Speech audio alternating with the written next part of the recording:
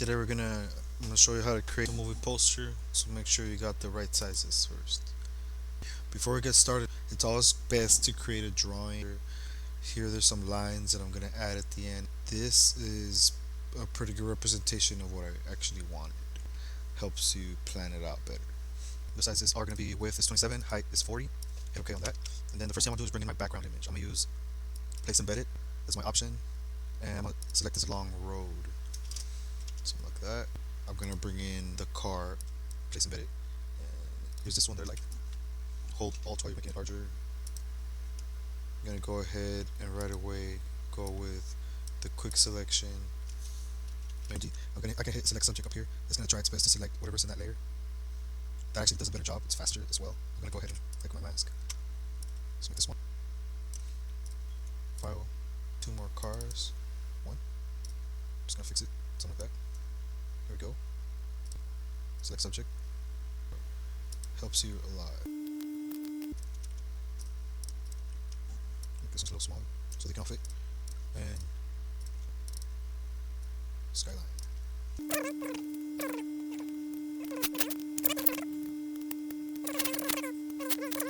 I'm gonna go ahead and gone too soon. Here we go, and let's go ahead and hit. I'm gonna hit remove background just to speed up the process. If you don't have this contextual taskbar, go to Windows. At the very bottom, there's gonna be a tab for contextual taskbar right here. Make sure you get that. It's really easy to use.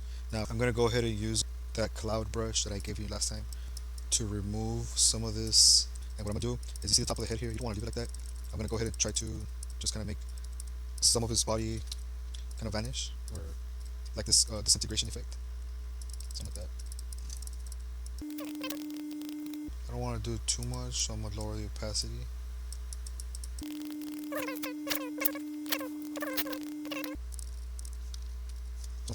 I have another photo from Vin Diesel. This one right here. It's gonna be kind of leaning on him. And for this one, since I don't want Photoshop to select the wrong one, I'm gonna go ahead and select it myself using the quick selection. Click and drag across. That should be good. And make sure you got his glasses in there. Alright, from here, remember that let's go ahead and add some pizzazz, some sauce to it. Gotta add the sauce. The way we're gonna remove some of the image. Gotta have sauce. If you don't got no sauce, well then you're lost. You can also get lost in the sauce. Don't do too much. There we go. Boom. Like that. Push this back. Push it behind. Push it behind. No. Something like that.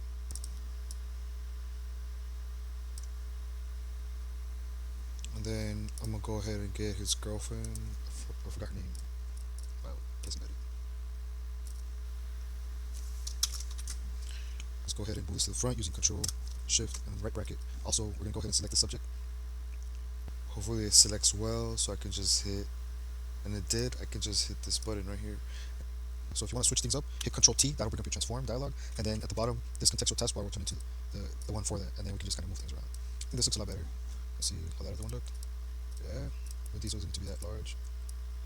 He is like, that's my dog. R.I.P. Paul Walker. Alright, so this one, I'm going to give it that sauce as well. Gotta go ahead and come back to the brush. And within that mask is where you have to go ahead and add these changes.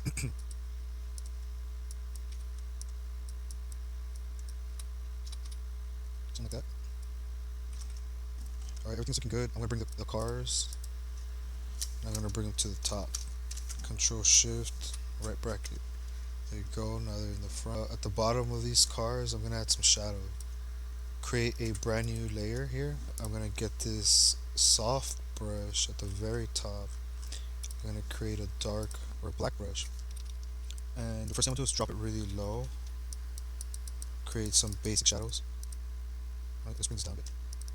Some basic shadows. Something like that. And then, not too dark. And then I'm going to make it a lot smaller. And I'm going to make the shadows a lot more.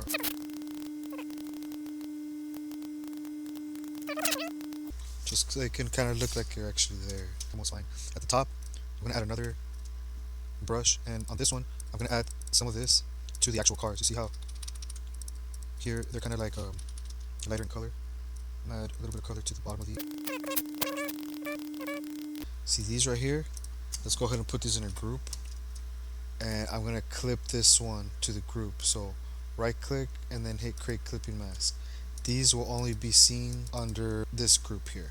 So this shadow will only be casted onto the group, not onto the rest of it. So the shadows can stop there. Fast and the Furious logo. This can go up here. And then don't forget the block of text, so that you have to file open it into a brand new one. So once you have it here, you can actually grab it and move it over, hover above this, and then come to the middle and then let go. That's how you drop it in. After that, you can make the changes in here. So for example, like let's say I want it centered align. You can put it center align, and you can studio picture. So studio pictures. Let's see. Don't forget to not put in all caps. Just regular font. Or else it's not. Paul Walker. Actor 2. Vin Diesel. Something like that. And then you just kind of fill it up as you wish. I'm gonna go to the very back, and I'm gonna open up a brightness and contrast, and I'm gonna bring down the brightness and the contrast. The brightness and the contrast I might pick up a little bit. All right, and then I'm gonna go above the cars right here. This one right here, in between these two. And what I'm gonna do here is I'm gonna open up a brightness and contrast, and I'm gonna bring the cars a little lower as well to kind of match. And I'm gonna pick up the contrast too to kind of match.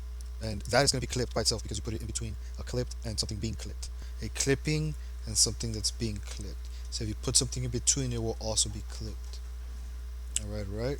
And one more thing, if you go all the way to the top, you'll be able to put photo filter. So see how it has a warming effect? You can intensify that as well. So from here, I think I'm done. Add my tagline. I don't got friends, I got family. This larger. I'm missing here the overall aesthetic. So for example, here I have a brush that I can make larger, and in this brush, so you can kind of make it darker around as you need. And that will give it a pretty cool look, pretty cool effect. Kind of makes you focus a little more. Alright guys, so one more thing, you remember those lines that I told you guys about in the beginning? We're going to go ahead and add them up. So it's going to look like this, pretty much.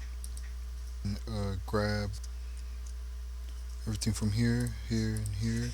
And I'm going to grab this group, which is the cars. All that, right click, and then I'm going to duplicate the entire thing. Once I duplicate, I can go ahead and merge layers. Now that creates its own group. And with this group, what I'm going to do is I'm going to hit filter, blur, and I'm going to hit radial blur. Now on the radial blur, you want the lines to come towards you, so we're going to go to zoom instead of spin. And we're going to go to best and increase the amount all the way. Once you do that, you hit OK, and just wait. There you go. So from here, all we got to do is make it larger. And then we're going to go ahead and change the blend mode. I like the lighten. And mask it. Let's go ahead and hit that mask down there. And we're going to go ahead and get a black brush. And we're going to go ahead and hide the lines that are kind of like taking over the images. So we can go ahead and hit that part, and there you go. Got some cool lines coming off of the characters. This right here is on lighting. And to give it a better effect, you can even go to effects and you can hit up overlay. See, on the overlay, you can make them brighter, soft light, which I think works great. For that, if you don't like how much it intensifies, you can also bring it down. Something like that. The top logo. This logo, like you can actually add a color overlay over it in case you want to make it a little different. Also give it maybe a bevel to make it look shiny. Something like that. Now it's on inner smooth. You can do chiseled. I actually like that better. And from there you just hit OK. So now you got a cool logo. And you can get this one down here. If you double click on that, you can add a drop shadow.